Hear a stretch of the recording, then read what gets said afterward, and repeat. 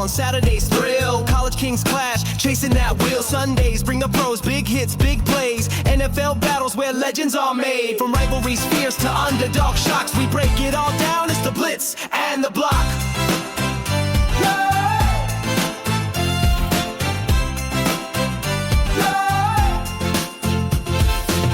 The field to the digital chain, Bitcoin's pumping, altcoins rain, Web3 waves and DeFi stacks, NFT drops and big market hacks. Insights you need, no hype, no fluff. Crypto decoded, we cover the tough. Yeah.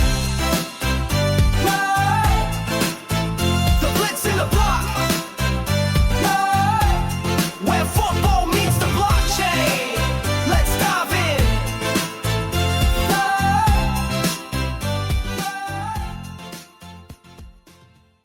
Hey everyone, welcome back to the Blitz and the Block.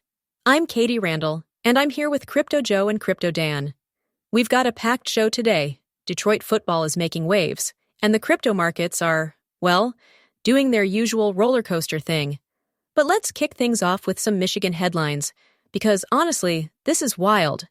Michigan is in talks to open their 2026 football season in Germany. Not just a random game, but the actual season opener against Western Michigan, and it'd be at Deutsche Bank Park in Frankfurt. I mean, college football going global? That's a big deal. Katie, I gotta say, when I first heard that, I thought it was a joke. But it's real. And it's not just a one-off bowl game or something. They're talking about moving the whole opener up a week, flying the team out, and making it a spectacle. Reminds me a little of those LSU bowl trips. Except, we never had to cross the Atlantic. I can't even imagine the logistics. But it's a huge move for the sport. You get the Michigan brand in front of a European audience, and, well, that's a recruiting tool right there. Yeah, and it's not just about the spectacle, right? It's about expanding the game. I mean, we've seen the NFL do these London and Germany games, but college football? That's new territory. And Michigan's not exactly a small program. If they pull this off, other schools are going to follow. I'm just picturing the jet lag, though. That's got to be brutal for the players. Totally. And speaking of Detroit, let's talk Lions. Training camp just started, and the hype is real. ESPN's got their roster ranked third best in the league, which, when's the last time we said that about Detroit? But it's not all sunshine. Levi Onwuzurike is out for the season after ACL surgery, and there's a bunch of guys on the PUP list. McNeil, Wingo, Decker, Rodriguez, Dorsey, and Alex Anzalone. He's not just hurt, he's also frustrated with his contract.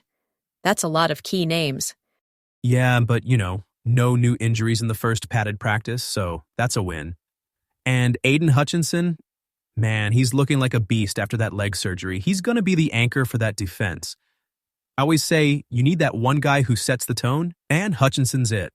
Plus, you got Terrion Arnold and Derek Barnes back at practice, so the depth is there. I'm not saying Super Bowl, but the city's got reason to hope. And don't forget the running backs, Gibbs and Montgomery. That's an explosive duo. ESPN's not just hyping the roster for nothing. But, with all this pressure, NFL.com's got the Lions as the 7th most pressured team this year. Coaching stability is going to matter. If they can keep the locker room together, they might actually live up to the hype. It's kind of like what we talked about last episode with the Bengals.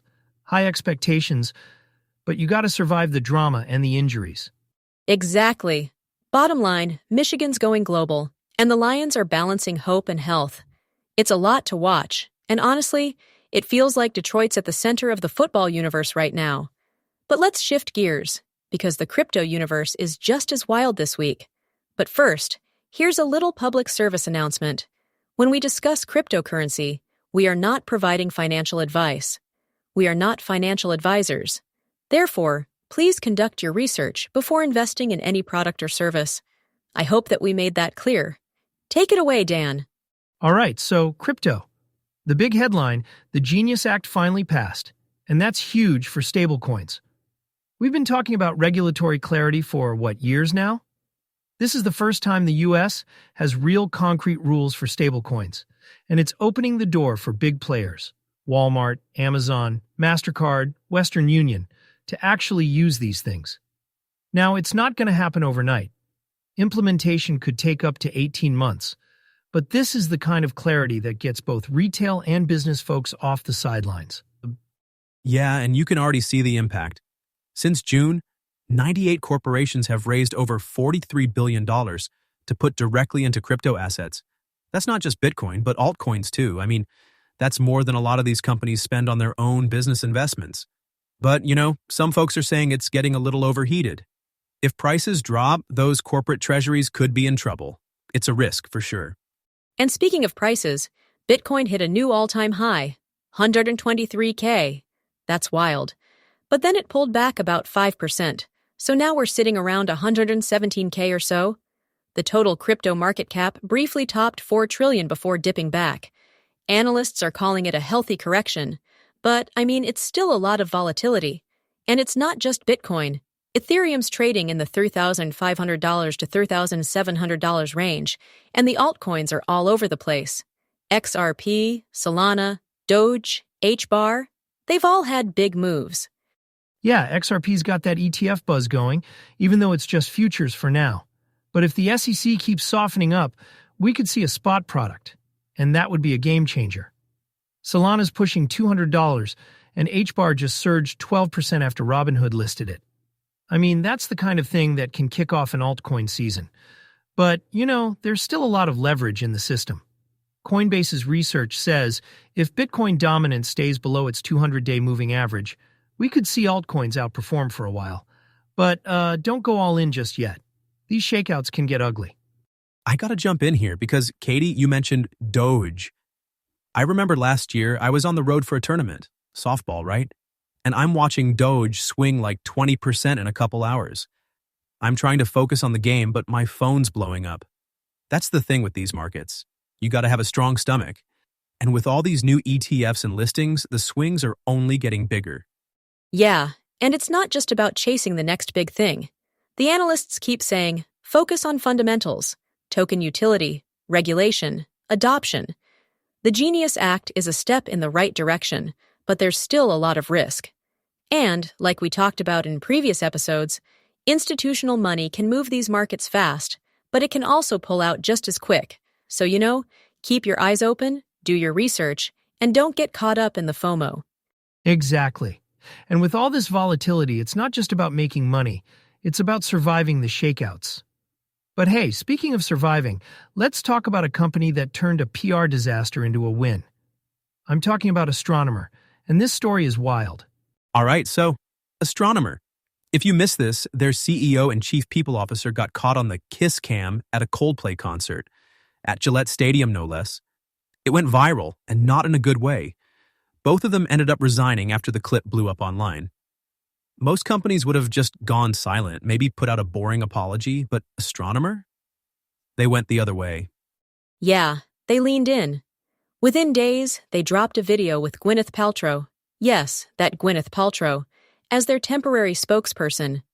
She poked fun at the whole thing, made a little Coldplay joke, but then actually explained what Astronomer does. Suddenly, everyone's talking about data pipelines and AI infrastructure. Who would have thought a kiss cam would turn into a lesson on real-time analytics? It's honestly a masterclass in crisis comms. They didn't hide, they didn't get defensive, they used the moment to educate people about their product. And the timing was perfect. The video dropped right as the story peaked, so they redirected all that attention into something positive. It's like you're down by 20 at halftime, and instead of panicking, you come out with a new game plan and win the crowd back. I've been there. Well, not with a kiss cam, but you get the idea. And it's a reminder for everyone in tech and crypto, narrative matters. You can have the best product in the world, but if you can't tell your story, you're toast. Astronomer showed that you can take a messy public moment and turn it into a brand win, if you move fast and stay true to your mission. That's something a lot of crypto projects could learn from, honestly. Absolutely. Whether you're a football team under pressure, a crypto project riding the hype, or a data company in the middle of a viral storm, it's all about how you respond. That's going to do it for us today. Thanks for hanging out, and we'll be back next week with more football, more crypto, and probably a few more surprises. Dan, Joe, always a pleasure. Always fun, Katie. Joe, take care of those nerves, both the football and the crypto kind. You know I will. Y'all have a good one, and don't forget to check your portfolios and your fantasy lineups. See y'all next time.